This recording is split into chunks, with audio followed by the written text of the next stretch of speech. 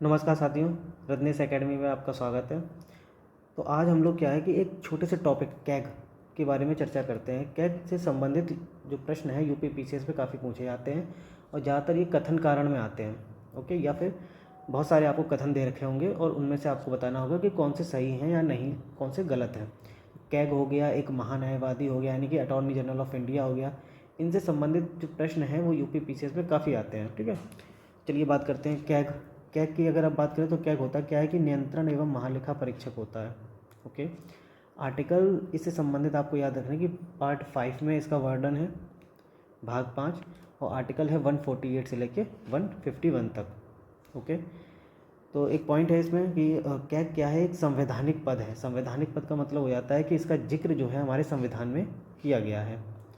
ठीक है, संविधान में जिक्र है तो ये संवैधानिक पद हो गया। तो ये आप याद रखना, हो सकता है आपको कथन में दिया हो कि कैग एक संवैधानिक पद है। सही है कि नहीं? ठीक है, तो ये सही है। नेक्स्ट है इसकी नियुक्ति के बारे में। तो इसकी नियुक्ति राष्ट्रपति द्वारा की जाती है। आर्टिकल नंबर 148 में साफ साफ इसमें लिखा हुआ है कि कैग की नियुक्ति करते हैं राष्ट्रपति। बात करते हैं कार्यकाल की। तो कार्यकाल इनका, आप ये दो चीज़ें याद रखना, 6 वर्ष या 65 वर्ष, जो भी पहले हो। यानी कि या तो कार्यकाल 6 वर्ष का हो, ठीक है, 6 साल का कार्यकाल हो, या फिर उनकी आयु 65 वर्ष हो जाए पहले। तो जो भी हो जाए वो पहले उनका गिना जाएगा। तो 6 और 65 ये आपको याद रखना है। ठीक है, अब एक मेन पॉइंट इसमें आता है कि इनको किस तरीके से हटाया जाता है। ये बहुत चर्चा, मतलब अच्छा पॉइंट है कि ये, अब मान लो इनका पद कैसा होता है, प्रसाद पर्यंत पद होता है या कोई फिक्स टेन्योर है इनका, इस बारे में चर्चा करते हैं।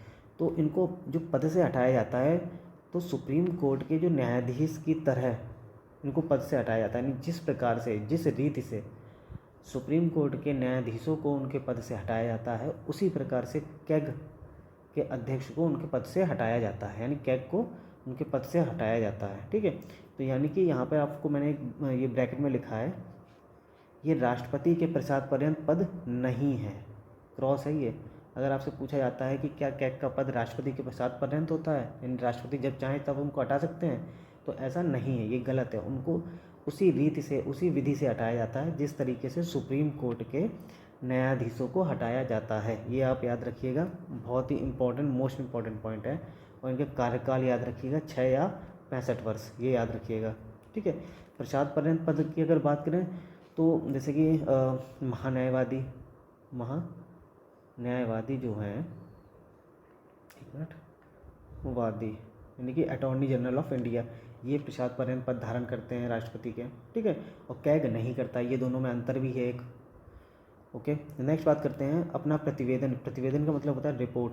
तो कैग जो है अपनी रिपोर्ट राष्ट्रपति को सौंपता है, तब राष्ट्रपति क्या करता है, इसको संसद के दोनों सदनों के पटल पर रखवाता है। ठीक है, आर्टिकल नंबर 151 रिपोर्ट के बारे में दिया गया है। ठीक है, नेक्स्ट पॉइंट है, कैग जो है लोक लेखा समिति की बैठक में भाग ले सकता है। ये आप याद रखिएगा, पॉइंट बहुत इंपॉर्टेंट है, आपको कथन में ही मिलेगा। ये डायरेक्ट नहीं पूछते, मतलब कथन में पूछ दिया जाता है कि ये सही है कि नहीं है।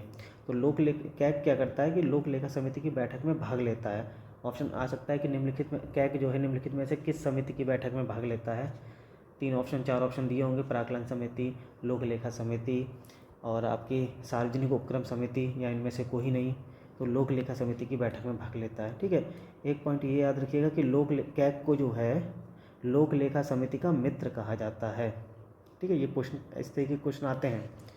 ओके, तो ये पॉइंट कुछ हैं जो घुमा फिरा के पूछे जाते हैं, और यही पॉइंट पूछे जाते हैं जब भी क्वेश्चन आता है कैग से संबंधित, तो यही प्रश्न आते हैं।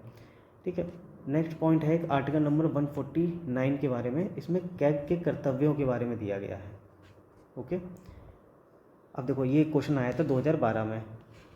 क्वेश्चन क्या कह रहा था कि निम्नलिखित में से किसके द्वारा भारत के कैग के पद का सृजन किया गया था। तो कैग के पद का सृजन किसके तहत किया गया था? ऑप्शन दे रखा था, संसदीय अधिनियम के द्वारा, संविधान द्वारा, मंत्रिमंडल के संकल्प द्वारा, या इनमें से कोई नहीं।